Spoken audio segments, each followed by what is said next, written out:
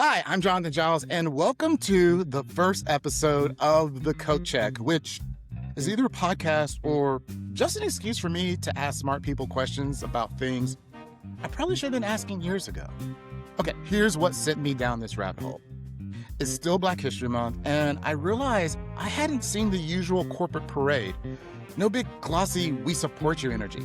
And then my brain started to do that thing it normally does, and it took it personally. Like, is Black History Month cooked?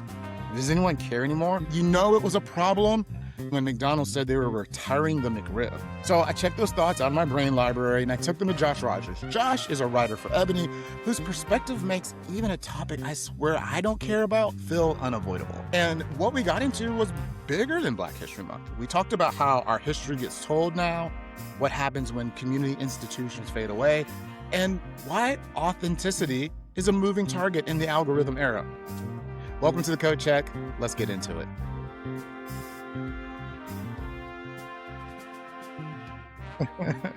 I'm excited about this conversation. I'll say thank you for agreeing to do it. I feel like this is the first time we've talked, but I feel like I kind of know you a little bit. Okay. Which I think is like the power of like incredibly good writing. Like you're like, I'll explain it this way. So, for people listening, I work for Ebony, Josh writes for Ebony, and as one of our editors, I read every single one of our stories, every single one, whether I want to or not. And there's some just stories I don't want to, I look at the headline and I'm like, I don't care about makeup. I don't care about 10 ways to put the blush. I don't care. Like truly don't. And so there's a storyline that came through today about FX's new show, Beauty. Okay. And I was just like, I don't want to read this. But then I scroll down and I see the byline and I was like, oh, Josh wrote it. Okay, let's go. Like, I truly felt that way. And you for me, like you knock it out of the park every time I get to read some of your writing. So I feel like just through your words and like, you can see, like you read it enough. I'm like, oh, I see how he sees the world and where his perspective is. It's a pleasure, man. Man, I appreciate it. So staying there, the beauty was when it got sent my way, I was like, I haven't watched this one. I'm always down to watch a new television show. And then I started watching it. I was like, the heck did I sign up for? That show is crazy. Have you seen it? Go ahead. Have you seen it? Oh, no, I haven't. But that's what's crazy. Like I've seen on like FX, I've seen the advertising for it. And I'm like, nah, that's not for me. Like Ashton Kutcher, I'm like, nah, I'm good on all that. But again, this is why these companies reach out to us and we're like, hey, do you want to cover that? Because I read your piece and I'm like, man, I need to watch this now. Yeah. First of all, I didn't know Jeremy Pope was in it because they're leading with Ashton Kutcher on which, we could dive into that. We can, yeah.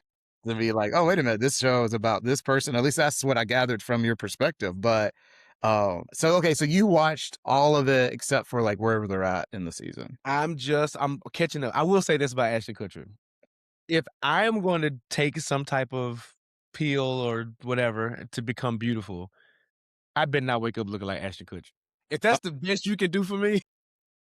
Is that okay? So if you could take a pill and turn into anyone beautiful, wow, who would it be?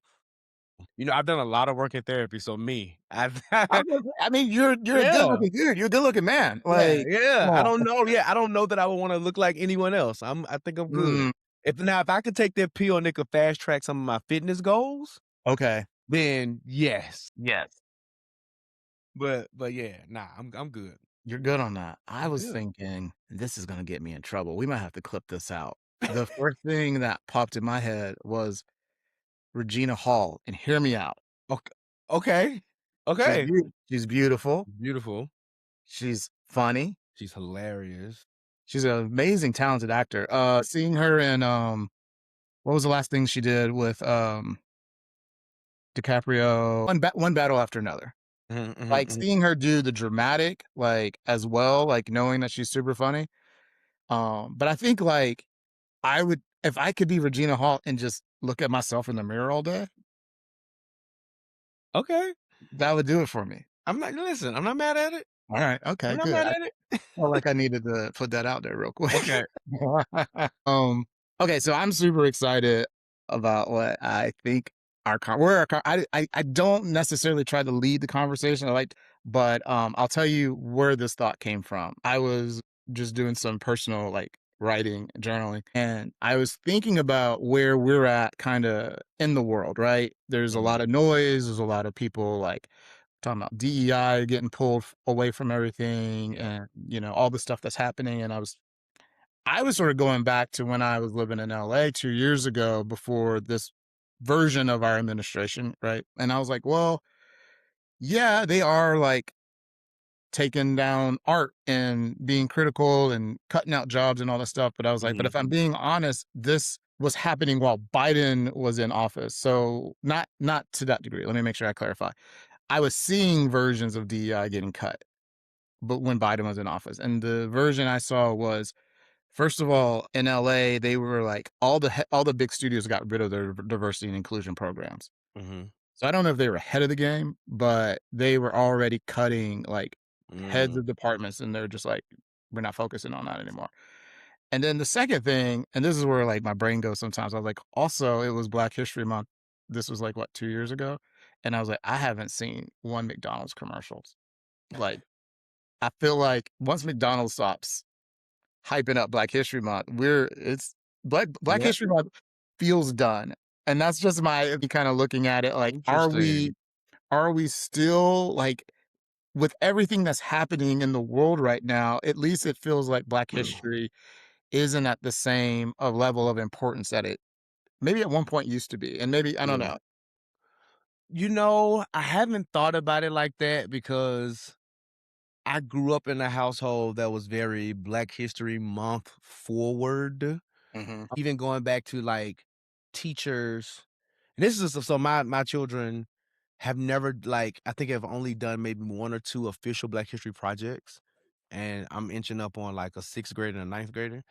So within that time frame, right. So yeah, but when you say a Black History Month project, like what So, kind of yeah, project? so when I was in elementary and middle school, even high school even, we would pick a event, iconic figure, and do, like, either project board, term paper, something on something around Black History Month. So some kind of project, right? Poster board, exhibit, or something. But so when I did that in school, my teacher used to give us a list of icons we couldn't do work on. So we couldn't do MLK, Rosa Parks, Malcolm X, etc. We had to dig deep. And so I grew up I'm just giving you that context of like where my brain is. So even today as an adult, when February comes around, it's for me, it's an automatic switch. So I Oh, don't okay. know that ever really noticed, Mm, but I will say like, reflecting as you were talking, I can kinda see how Black History Month has kinda got co-opted a little bit. Like most things in Black culture, it becomes big, it becomes a thing to do. They invest in it, and then whenever they feel like they don't wanna invest in it in the same way, they don't. Because to your point about McDonald's, it was Black History 365 was their tagline, right? yeah. Right? So Where they at? I haven't seen them. it's gone now, You know what? folk kneeling in a rotunda with kente cloth on and all that kind of craziness that they was doing. But I also think that, like, because of the socio-political environment that we're in, I think Black folks are just, like, finding joy and resistance in different ways. So Mm, I don't know that it's showing up in, like for me, like I said, in school, the traditional way where it showed up in the educational system. I follow a few TikTok creators, and, shout out this woman named Alex where she makes drinks. She's like, because drinks outside are too expensive, so she makes them in the house. And she's pulling from this, I forget it, I think his name is, she called him Mr. Bullock. I can remember his first name. But he created a cocktail book that's over 100 years old.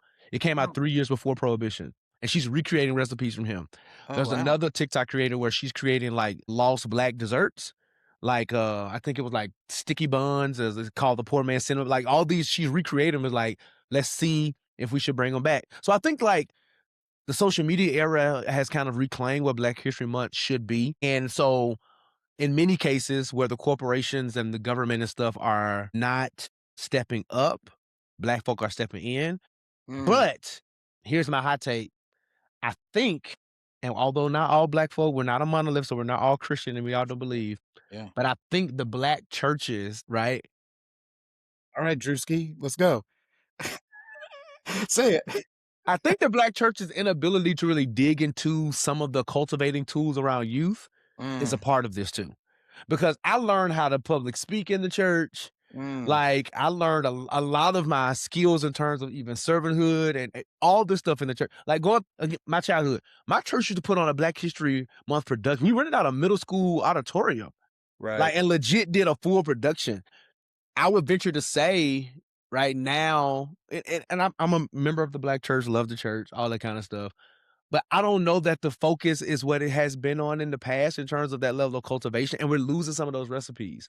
We talk about it in R&B. People be like, "That's why R&B sucks because nobody went to church anymore." Right. Right? So, and I know Right. that's facetious, but I do think there are some lines to, like, some very deep historical, like, ties to traditions that we've in many cases, I think younger generations have overcorrected, and we say, "Man, something's missing," and it's we losing recipes. And that's a good point. I grew up in church, and I Mhm. remember those Black History Month programs. Miss Barbara, I can't remember her last name. Miss Barbara gave me my first kente cloth. Yep.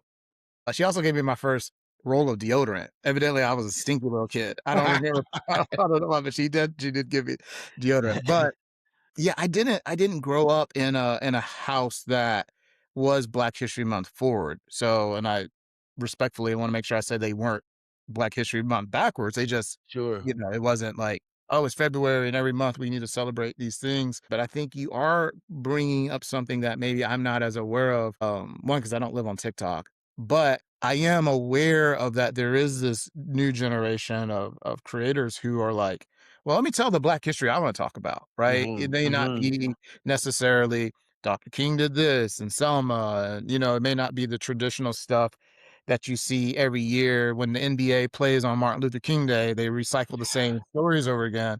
It Yeah. is a very good point that you just bring up that people are telling very specific stories that may not be. Man, what was the name of that recipe book? That's what I need. Once I find it, I'll text it to you because I know the creator's name and I can see it Yeah. right here, but I'll find it. And it look like she maybe have a digital copy because she, like, flashes the Mhm. recipe, like, in her video. But even to that point, like, even when people tell the same old stories of, like, the MLKs and the Malcolm X, and those stories are important. Hear me very clearly, folks. Those Yeah. stories are important. But a lot of times we romanticize them. Like, King was one of the most Mhm. hated people in the world when he died, right? And think about how people look at King now. And of course, this administration is trying to tarnish, or attempted to in the past, right, to tarnish his legacy. But, like, even when I'm looking at those stories, I like to learn, like, deeper stuff. Like, what are the speeches and the quotes that don't get all the hype? Like, what are Right. some of the things he was thinking about? I have the privilege to, in my full-time job, we are in a partnership with the King Center. So I've Yeah. had some privileges to sit with Dr. Bernice King and have some conversations, right? And that's the kind of stuff that I like to sit with. And, so I'm not necessarily watching, the National Geographic retelling of the Genius story, and it was cool, right? Shout out them, Kelvin Harrison and Mufasa. Yeah. His name is slipping me. I'm Yeah, terrible with yeah, names, Jonathan. But they was great. But, like, I like to go beyond that, and maybe that was from, like I said, when I was younger. My teachers pushed me always to go beyond. Like, who are the unsung heroes?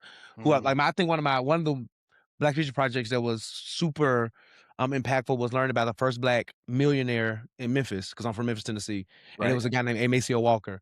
And learning that my middle school eventually was going to be named after him, right? So, like, that's the kind of stuff that, like, sits with me. Or my own granddad, who had, like, a third grade education, or was a manager of a liquor store. Like, he was the manager of said liquor store. I managed the books, Right. did all the things, had the first black Cadillac on the block. Like, them the stories I like. Who was the Wait a first minute, ever candy lady? I wait a want to minute. know that. Was You his know, Ca wait a minute, let me back up. His Cadillac was black, or it well, was a he was black black, Cadillac 'cause he owned it? and he was the one had one of the first black people had a Cadillac on.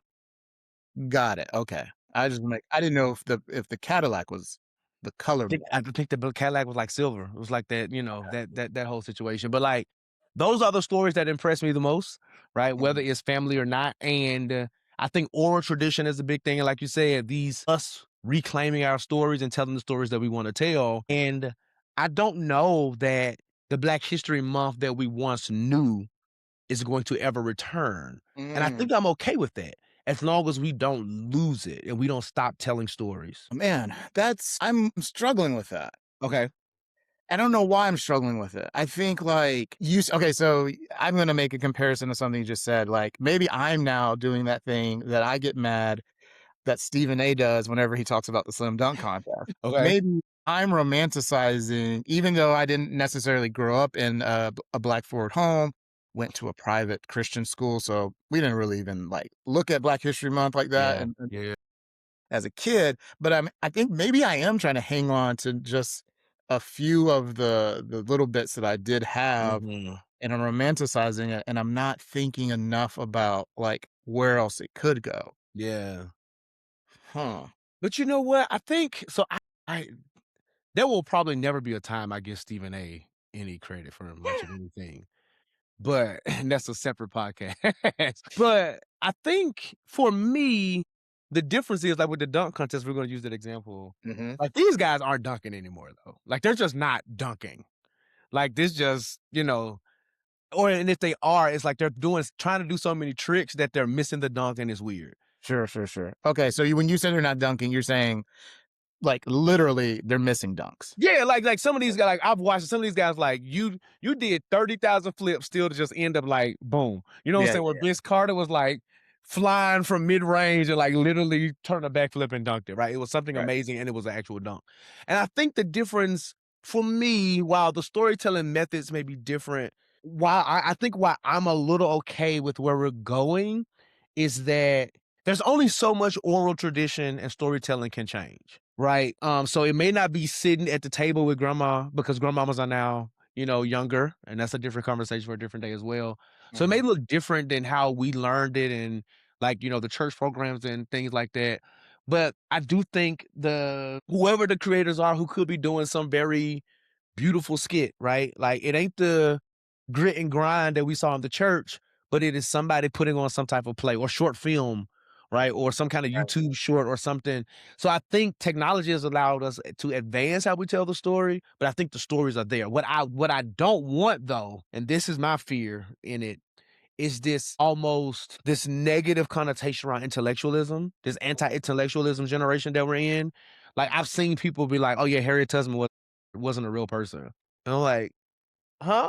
Like a fictional character. Yeah, they They literally always they was get like, her. "Oh yeah, it's made up because there was no real railroad and there was no real." Like, so it's very. I know we joke about Portia Williams from The Housewives and her joke, but I Uh-huh. think there are people who are literally Well, I said like uh-huh. When it's I'm sorry. I said uh-huh as if I know what you're talking about. Please tell me so the. so Yeah. there was an episode of The Atlanta Housewives is a guilty pleasure of mine. Okay. All right. There was an episode seasons and seasons ago where I think they were in Savannah. They were in some deep southern. I'm almost sure it was Savannah, and they were doing a tour.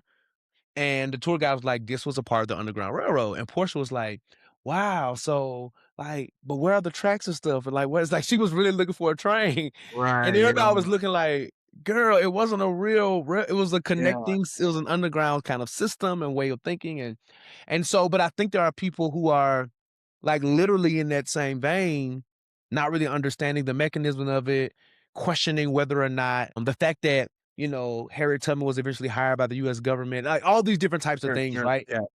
So I think it's this anti-intellectualism that is happening. And we saw it with the election, right? I won't go too political, but we see people who just do Go not have deep thought. wherever you want. Yeah. They Go there. don't have deep thought. Yeah. They don't know how to rationally deduce or think and comprehend. And so my hope is that and what we're seeing with this current administration is that there's a whitewashing of history. Mhm. So my hope is that those narratives don't become louder than the folks who are telling stories in creative ways. I think I'm okay with change as long as the change doesn't end up erasing what was there.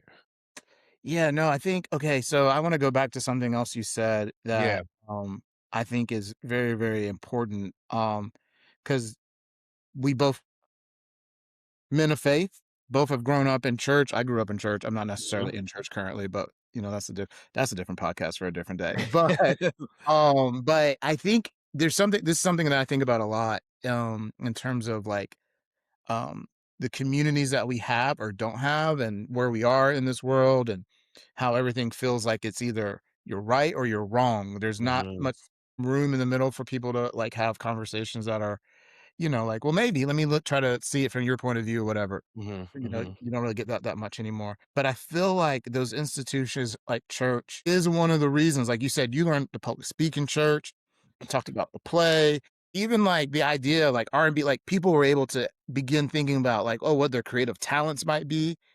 Like they happen in church, and I don't sure maybe they're happening in schools, but I don't know Mhm. if they're not happening in schools where they're happening outside of after school programs, maybe. Yeah, and it's not happening the same way. I mean, there's something so and whether it was church or your community center or whatever that Right. kind of Whatever that community, right? community. I think there's something so I'll liken it this way. I prefer my favorite Beyonce album is 4. Follow Okay. me here. My I'm, favorite. I'm with We you. get okay, it's 4. I like them all equally. I don't want anyone coming for me. I think I they're do all not great. like them all equally, so Beehive can come at me. They Talk all are about amazing, but 4 is number 1, okay? However, if I had to choose one to listen to forever, mm, it's Homecoming. 'Cause there's something yeah, beautiful about the just even the slight imperfections of a live album, yeah. right? They just like, Baduizm is great, but Erykah Mhm, Badu's live album, oh my god, it's just I mean, even when she goes off stage, she said, "I'm gonna go take a break." On back, like all the things, the transitions, it's just amazing. And so I liken that to like the school versus those kind of like deeper community institutions. So mhm, schools have to follow curriculums, maybe if you're doing something with choir and stuff, maybe it's the chorus and the hymns and they have their place. They have yeah, their place. But it's something about that little kid getting their first solo and right, trying out riffs and runs and not having to right, be worried about being graded or, getting nervous and grandma saying, take your time, baby. uh-huh, So fighting through the nurse. So the whole Lauren Hill moment in, Sister Act 2, that's a real thing when you're just yeah, kind of standing there and she had a different type of fear, but you're standing there quiet. All of that is real. And I think all of those things kind of cultivate. And then even in church, like, and this is a different conversation for another day too, but like even the performance element of it, you want to see the people moved and expressive. So, what is that piece of it, right? While you're, worshiping and things like that, but what is that piece where you're interacting with your audience and you're learning that skill set? So I don't know. I feel like there's something really different. There's a refining that happens in the church that mhm, then when we get to some of these more professional spaces, I don't think we even understand like the intersections and the connected dots that we've had before. Because if you've ever was a little junior usher or deacon, like you've learned money management, how to count funds, budgeting, like these things like really relate, right? And I think those are the things we're missing. And I'm not saying you need to go back to your whatever that looks like, but there has to be a way we can recapture some of those developmental spaces, yeah, right? That takes us back to really honing in that makes us us. And I don't think we're losing us, but I do think there's some stuff. Even younger generations will be like, something's missing, and they can't identify because they never had it. right, But I think there is a recognition that there's a lot of their music, some of their experiences are becoming more monolithic, mhm, and that's not okay to me. I'm in the age now, Jonathan. I don't know if it's ever hit you, where my current brain and iTunes and music is just like a jukebox. I like what I like, and I'm really probably just interested in learning a lot of new stuff. I'm just gonna go right, back to Jodeci. I'm gonna go back to whatever. And if one of my favorite artists drops something new, I'll find them. But like, if it wasn't for the popularity of Folded, I would have no idea what Okalani was. Right. right. So like that's kind of the, the space that I'm in today. So I don't know, man. My niece and my sister-in-law, we hung out on President's Day. I didn't even know people hung out on President's Day, but we did this past President's Day. And they asked me, they were playing these like would you rather type games, and they said, Mm. would you rather, and let me see if I can remember it. Would you rather not hear another new song for the rest of your life or only listen to old songs for the rest of your life? And I was like, old songs. Easy. Cause I don't know what the song tomorrow is gonna sound like. It may be garbage. A lot of it is. Like, I don't necessarily also, I'm not like a person who loves Beyonce or Taylor Swift so I'm not like that fan who's like craving their new music. Mhm. So I'm the type of person who's like, oh yeah, I'll make love to you by Boys and Men all day. Yeah, let me get this, like, cause I know it was good. I Mhm. know, like, and all the things, and it moves you. And I will agree with you. Live music, live performance, period. I think, uh, and even we can talk about pastors being live performing, but you know what I mean. Like those things do connect to you in a different way. And man, I think you're right. I mean, I don't know if I had a position before you started talking, but I'm leaning towards Josh because I am feeling that when we talk about like the TikTok of it all and Yeah. everything feels the same and people are just doing different versions of the thing that they saw. There is something about, yeah, the kid who goes off script in the middle of the church Mhm. play, or the auntie in the choir who goes off script. You could tell Yeah. that she was not supposed to she doesn't even have a solo. I don't know why Yeah. she's doing that, but Yeah. there's something that maybe is missing. And I know we're talking about black history and maybe even like the spirit of, the things that move us, but maybe there is something missing just in general about us experiencing something in a moment Mm. that isn't. I'll use this as an example. I don't know if you know this about me. I do stand up. Okay, no, I didn't know that. And I truly believe, um I don't think I ever really want like a stand-up special. I don't know. I say that. Like, I don't think I would. I'm the type of person who's like, oh, I want to be on Netflix or HBO. Maybe at some point, if the money's right, But um, So is it like hobby or is it like I'm in between. okay. I've done the versions where it's like, man, I'm obsessed with it, and then I do the versions where like I need a break because I don't really have anything to say. Okay. So, but where I was going with this, I think that stand up. Sometimes when I watch like a comedy special, I'm like, I like what that person's saying. I just don't like where they're saying it. Mm. I don't Okay. know if you saw Marlon Wayans' special that came out after the slap, where he was talking about Will Smith. I didn't And watch it. I didn't watch it. No. it was okay. It was actually, I won't say it was okay. I didn't like it. I think I Okay. watched like 5 minutes of it and turned it off, and it wasn't because of the content, it was where he did it. He did Where it in was this he? big, huge theater here in Atlanta. I wanna say maybe Fox Theater. Okay. Um, and I'm like, "No, this what he's saying is so personal." And I'm saying all that because I think, like, what I'm gathering from you is, like, some things hit us differently when they're live, or they hit us differently when we're in, like, small communities or even just, like, in the community.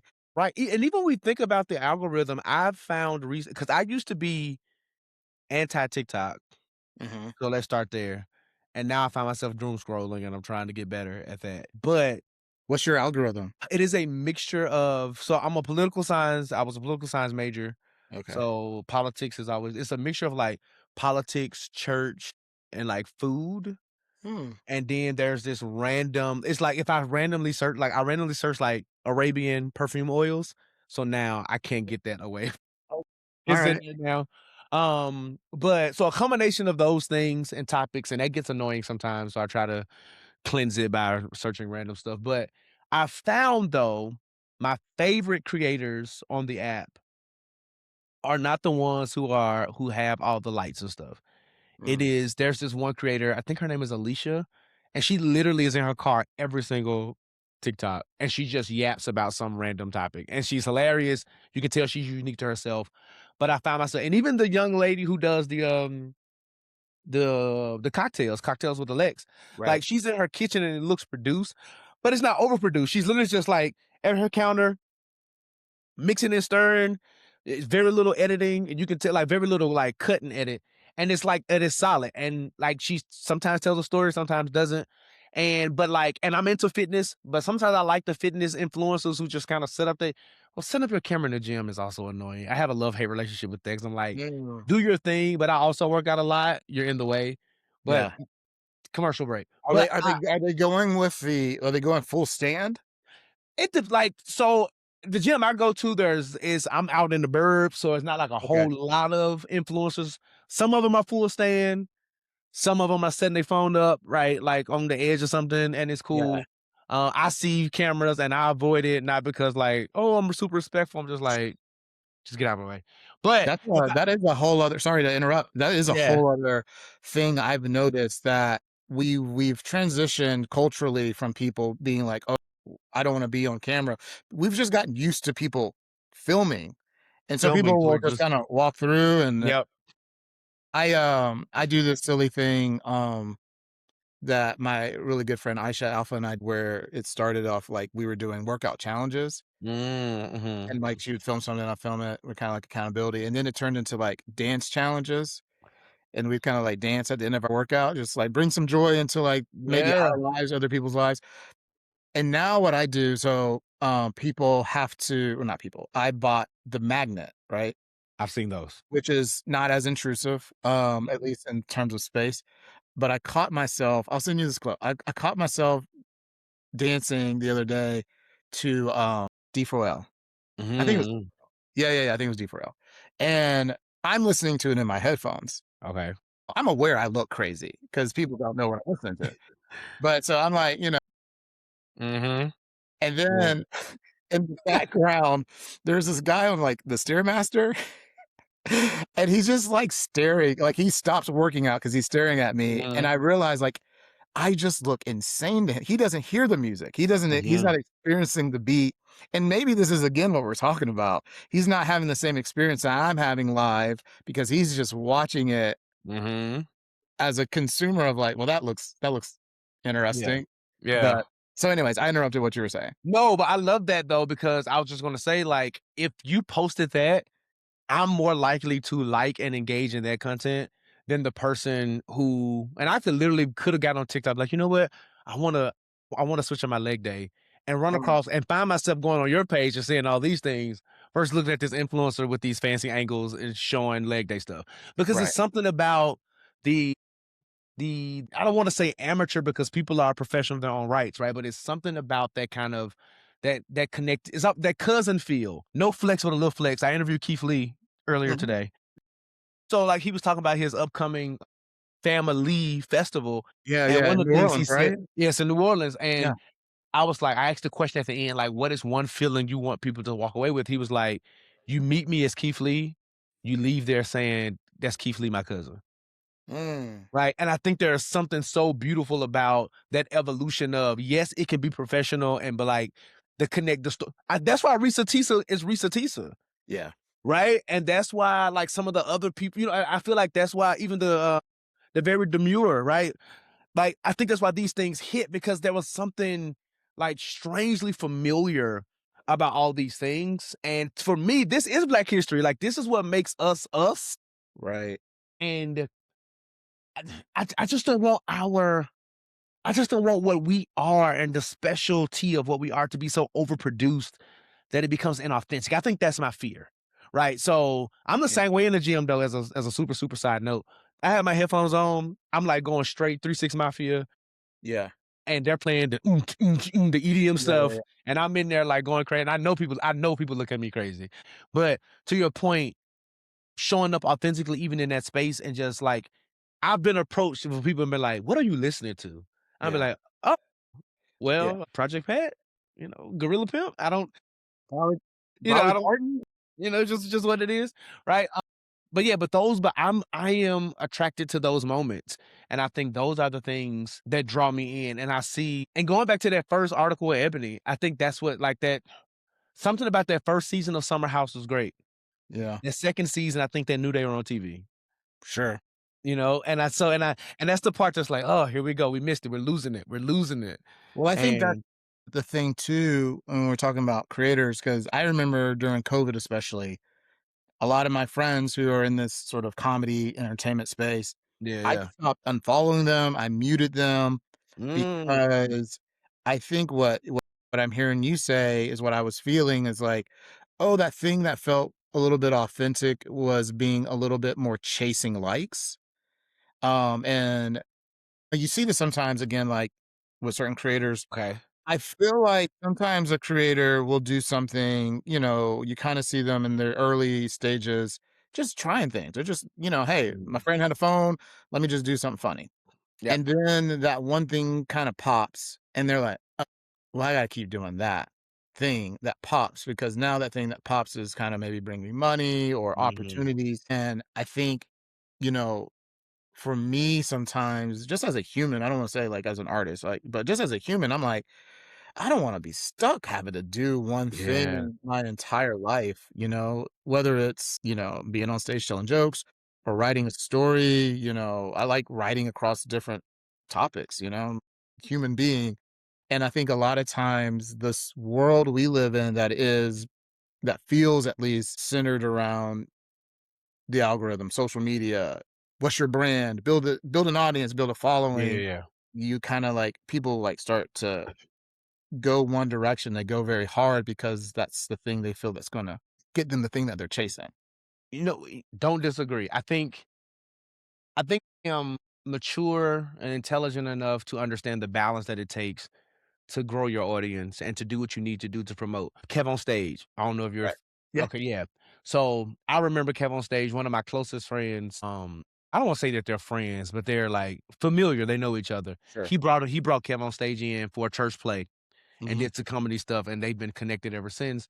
But even though I've seen Kevin's work mature, right, and him kinda deconstruct some theology and things like that, what I will say, I've seen the machine of Kev because I'm a Patreon Yeah. follower, so I see, like, how he talks about how he does it, but Yep. what I haven't seen stop is his commitment to just the art and his love for the art. So him even putting out some of these random Instagram videos every day and things like Yeah. that, right? And I think part of him does it because he knows he needs to feed the algorithm.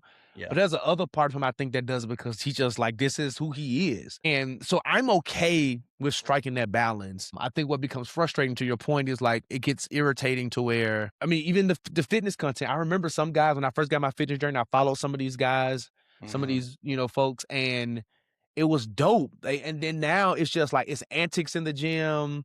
Sure. It's like 15, they got like 13 homeboys and they all mic'd up and they're having a conversation. I'm like, and you like you're obviously finding time to work out because it shows.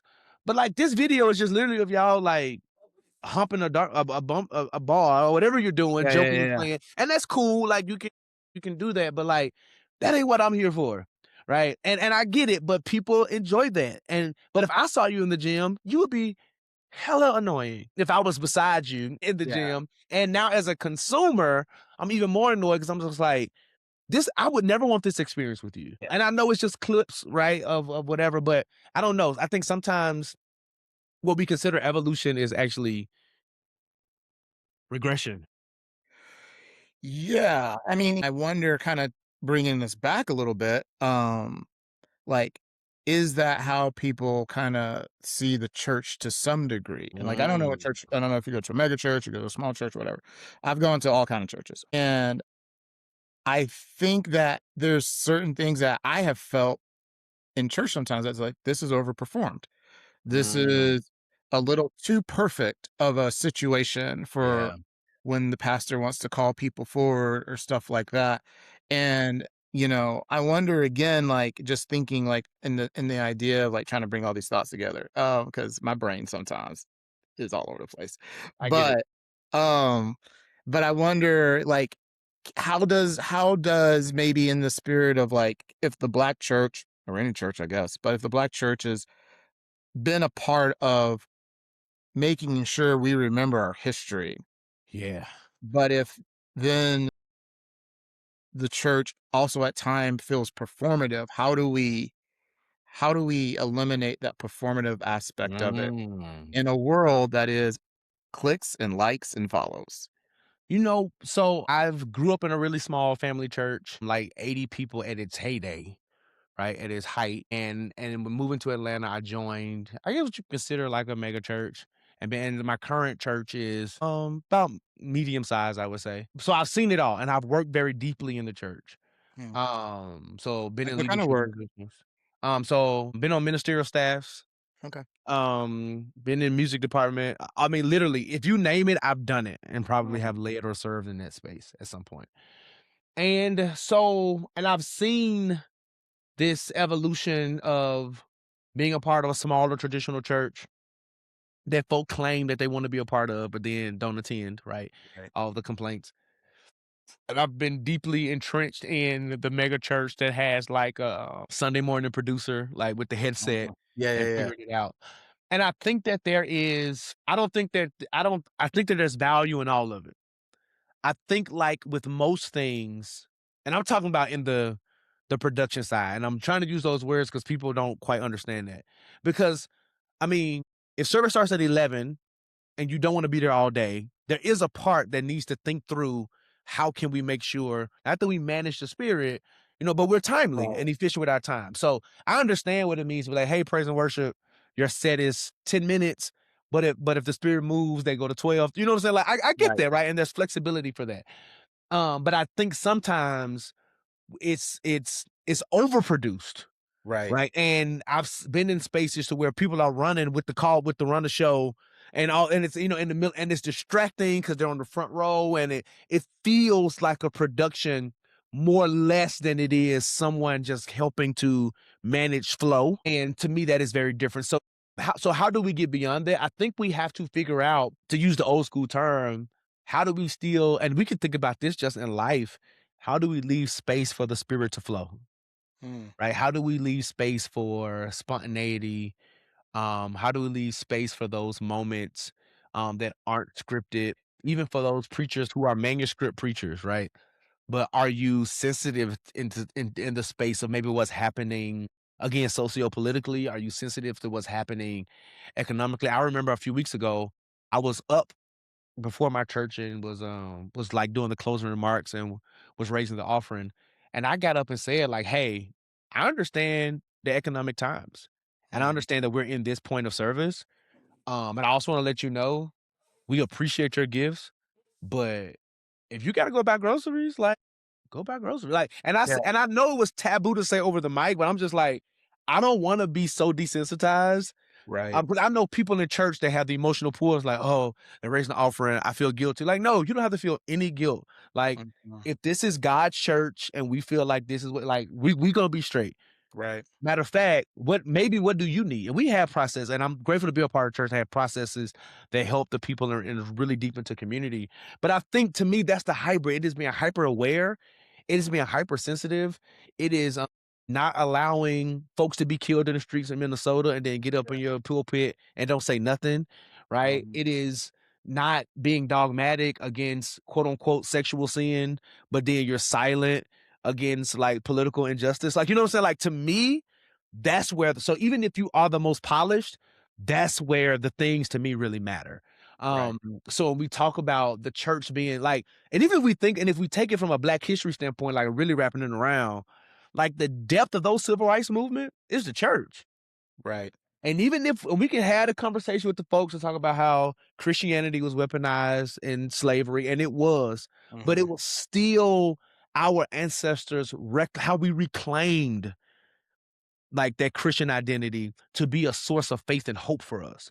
Yeah. So those spirituals and those hymns and those guiding songs that told us when Harry and them was coming so that we could leave, or just Yeah. gave us hope while we was, you know what I'm saying? Like, so again, we can have the deep intellectual conversation about, right, colonialism and Christian colonialism and missionary behavior, etc. But we can't neglect the reclamation of faith from the Christian perspective, what that means. So for me, whether you're Christian, Muslim, whatever your faith identity, agnostic, whatever it is, whatever that center is for you, like, I think there was something really special about how those movements kind of birthed us into places of freedom, began to shape. I mean, because we, again, on the opposite side, not to say there's just Christian in Islam, but Sure. we juxtaposing King and X, right? It was the Nation of Islam. Like, those are gathering initially, right? Religious spaces, right? The Mhm. conversations weren't always deeply faith based, but they were gathering in those mosques and temples and having these conversations that led to liberation movements and advanced liberation.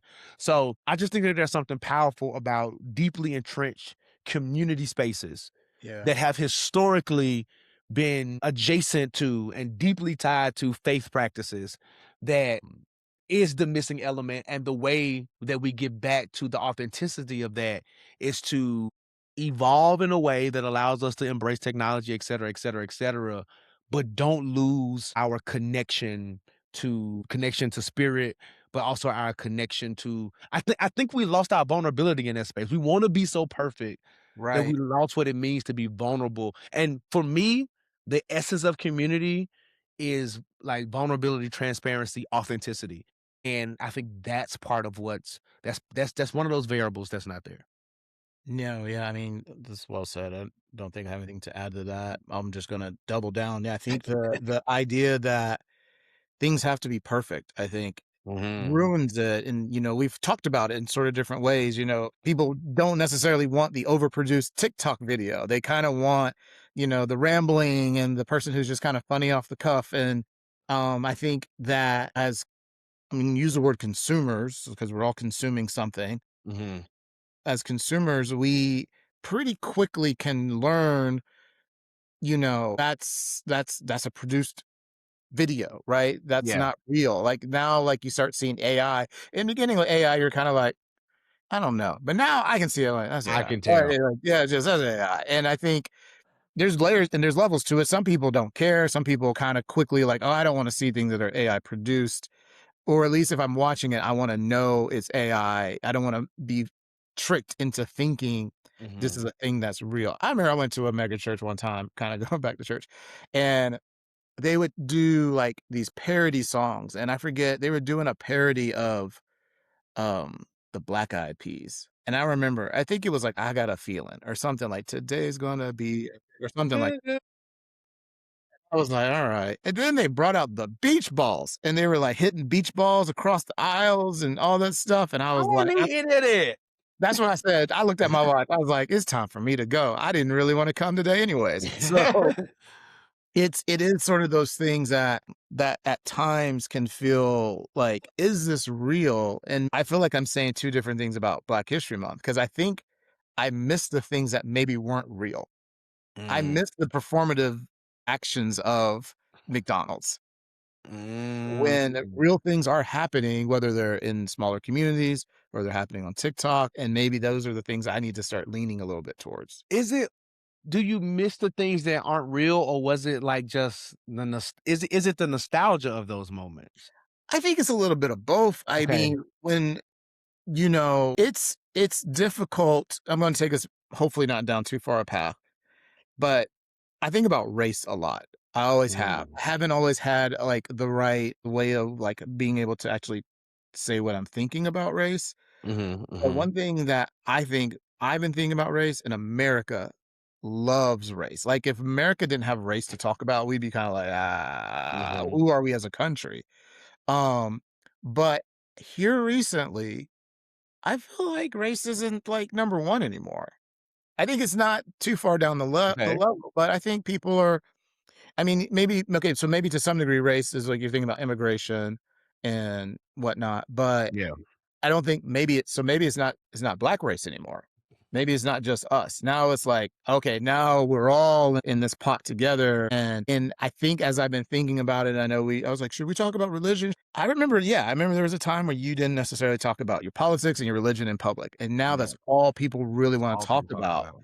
And so when I think about that, I'm like, oh, race is kinda pulling number 2, and then I kinda think like, well, where does Black History Month now that we're in it, where does that fit? As I'm a person who, like I said, I didn't grow up necessarily in a Black History Month forward household, so now I'm, like, thinking about it and you're like, "Oh, okay, what have I missed out on all these years? What should I be trying to, like, tap into?" And then I start looking around and I'm like, "Well, McDonald's isn't here to teach me. Who am I supposed to learn from?" Yeah. And what's is so interesting because I I've struggled in the past. I mentioned I have two sons, and I try to make it my business to expose them to Black culture, right? So Mhm. not just raising them in a Black house with a Black mama, Black daddy, but, like, explaining the why of things. So, one, my youngest son is, big in they're both big into music, but, into this new rap, the Boss Man D-Los and all this crap. And as soon as I hear a sample, though, I'd be like, "Alexa," well, I don't wanna say it too loud 'cause she's gonna respond. Yeah, yeah, yeah. "Alexa, play such and such," right? Yeah. And he'll be like, either he'll like it or he won't, or some songs will start, like, becoming more popular on TikTok and YouTube Shorts and stuff, and I'll do the same thing. And so I try to find that as a level of exposure when we do Sunday dinners. We ain't doing the soul food. Side note, Big Mama was the real villain in that movie. Mm, talk about it. Talk about it. Yeah, she is. Like, the issues between the siblings were all Mhm. because Big Mama didn't wanna have these conversations and parent them in a specific way. It was just Fair sweep stuff enough. under the rug. It was all the very thing that killed her, right, was the very thing they turned back to bring the family back together. Like, it was Right. so many things that Yeah. Big Mama was the center of the problematic of their universe. But I do try to, like, but my children very much know fried chicken, greens, and macaroni. Right. Right, and they eat it, right? And so and I try to explain to them, like, that drawer by the stove that's full of Kroger bags, like, that's a black staple, like, Mhm. we need bags, and I don't Yeah, yeah, understand yeah. tell you why, we just right, and some stuff is not explained, but then I have conversations like these, and I think about it, what that level of exposure is, and some of these universal truths that exist in Black households. So, for me, I think it is, because I never thought about it in that way, like, McDonald's isn't doing the thing, and Burger King, they got Mary J. Blige singing about the crispy chicken sandwich no more, Right. Right, right, right. and all that kinda stuff, but, like, what is still very present, like, I ordered wings tonight, and I ordered a side of fried rice, and I Mhm. know I got way too much soy We sauce, and you know where the soy sauce is going? In that top drawer. You know Right. what I'm saying? Because that's just where it goes, and Mhm, I'm gonna get mhm. more soy sauce the next time I get fried rice and keep putting it in there, and Yeah. so for me, and I don't and that is an unconscious thing, Right. and now that I'm having a conversation, it is like, do we do we need one, I know that we don't need the McDonald's and stuff, but Right. is it more so, bro, that we need to probably be more cognizant of what we already do and say and act? And find space to teach and reflect on the stuff that we just do, right? Like, because I think it's there. I think because it is our lived experiences, our everyday, it's not a full acknowledgement and deep appreciation for as it could be.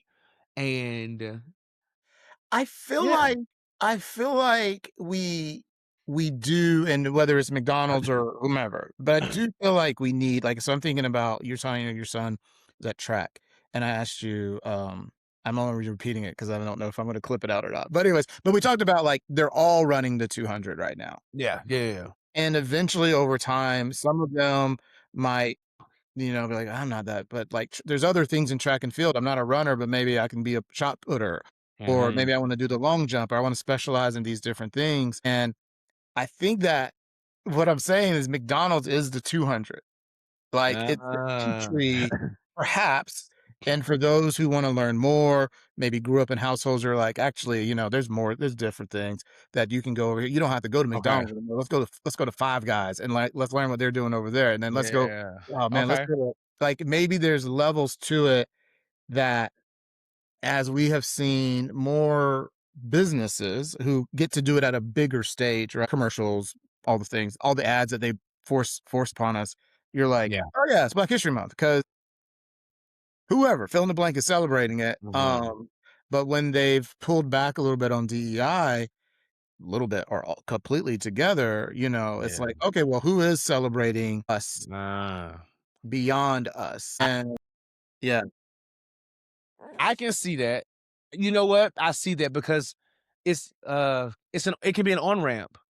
Because for exactly. some, Yeah. they won't ever, even as quote unquote commercial as they've made MLK, for some, they don't even get outside the fact that there's MLK Day, they don't even get that without, right, some of the big corporations or big groups doing the things. Mhm. And to that point, you know what? I actually will agree. I think we could do it without it. I think I still stand on that, but I do see the intrinsic benefit of having those larger commercial spaces amplify it. And even if they were in many cases disingenuous, right? But Right. I think what it meant was it introduced someone decided to dig deeper because of Right. that. Right, Yeah. and now without that, what are those mechanisms for folks to think and dig deeper? It's a little bit of like living in a food desert. Yeah. Yeah, if you don't have the access of what right there kinda, and to your point, that thing used to be church, or used to be those faith-based community centers because we were all going to them, for the most part, all of us. Mhm. It was just part of our routine as Black people. You get up on Yeah. Sunday, you put church on, put your church clothes on, you go to church. depending on what kind of church you went to, you were there for all day or you got home at noon, but you were there. Mhm. And now that, even as a myself, like I don't practice going to church every Sunday.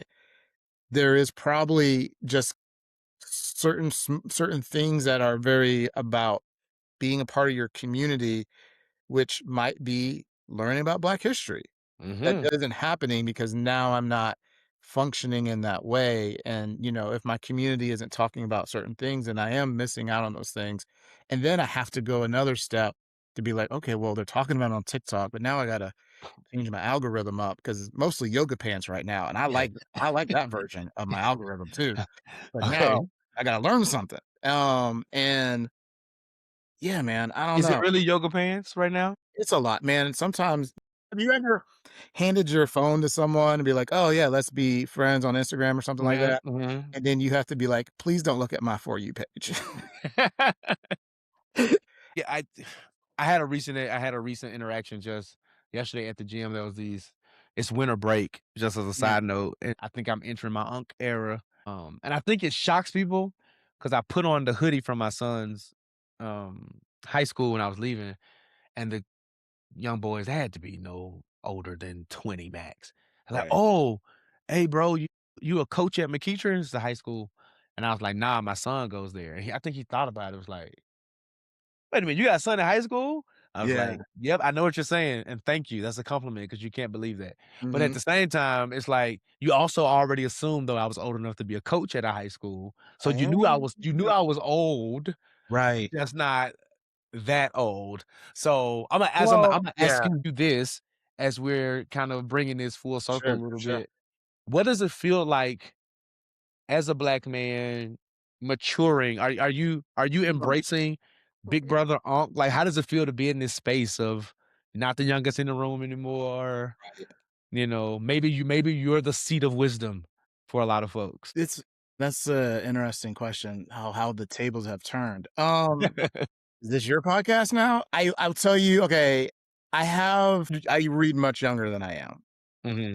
A lot of times people are like, "Late 20s?" I'm like, "Nah, bro, I'm a '80s baby." So, um, I I don't know, it's not intentional, right? It's not like I'm Yeah, sure. trying to be young for the sake of being young, right? And just kinda how I view the world, and I'm always sort of like I kinda approach things, I hope, with curiosity, and I think sometimes people think like, "Oh, he's still learning, he's still trying to figure out who he is," and yes, No, I no, am in a no. lot of ways. But there has been moments where, especially when I moved back to Atlanta from LA, around creative types, people who are trying to figure out how to get into the industry. What did you do? How did that work for you? I think those are more of the sort of big brother conversations I will have with people. And I actually kind of enjoy it, being able to sort of pass down, if it's wisdom, if that's what you want to call it, Yeah, yeah, yeah. or just ideas. And I usually tell people, but hey, man, what do I know? Right? Like, I can tell you what my perspective is on life or how I went about doing this thing, but I really don't believe there's like just one path here. So I always encourage people to like, hey, I'll tell you what worked for me and what didn't work for me. But at the end of the day, you got to go. You just got to go. Just get off the island. Whatever that thing is you want to do, just go try Mhm. it. And I think if anything, maybe that's the lesson I try to impart on people is just try it. You'll figure it out. Yeah. Yeah, same. I think I read younger than I am, and it's nothing that I try to do it as well. Like, I'm very much so, like, okay. It's just Well, always you interesting. are wearing your son's hoodie. Hoodie. Oh, It is okay. just it has the high school logo and stuff on it because Okay. my oldest son is also in band, and my youngest son's football team, it's like a feeder program, so it's named Mm, after the high school, so we just got gotcha. merch. Okay. But yeah, it's like, it was a quick throw the hoodie on, go to the gym. But even beyond that, when I was at homecoming last, I think they knew. They was like, "What's up, man? You gotta be what, class of 18, 19?" I was like, "Nope, keep Yeah. going, Yeah. Yeah. Yeah. keep going, keep going." But no, it is interesting sitting in this space of, and sometimes I feel honestly almost unworthy. Like, you want to learn something from me? Like, you want to, Right. I don't know what I can tell you, but they see value, I guess, in the journey, and I get it. I mean, I'll be 37 this year, Mhm. and lived a little life, done a few things. So, I guess I am a part of their learning journey, Yeah. right, in terms of Black history, and it's just an interesting space to be in. Well, I mean, if you don't know it, um, people are learning from you, and kind of again where we started. I feel like every time I read something that you write, I'm going to learn something. I'm going to, Mm. even if it was something that I thought I knew, like, because I don't think your approach, maybe it is, but like as I read it, it's like, oh, he's not necessarily telling me what to think. He's challenging me to think. And I think that's like a beautiful space for any of us to be in. So I just want to say I appreciate you for, you know, being who you are. I appreciate that. Yeah, That man. means a lot. It means a lot. Yeah, that means a lot. I won't get too sappy in that. That's a different podcast too. But Yeah. no, Yeah, that for means a sure, lot. man. I mean it. I truly, truly, truly mean it. So, but listen, I appreciate you. Thanks for taking the time being Yeah. on the show. Did I tell you? Coach Check is executive produced by Jonathan Giles in partnership with Nice to Meet You Productions. Thank you for listening and join us next time for the Coach Check.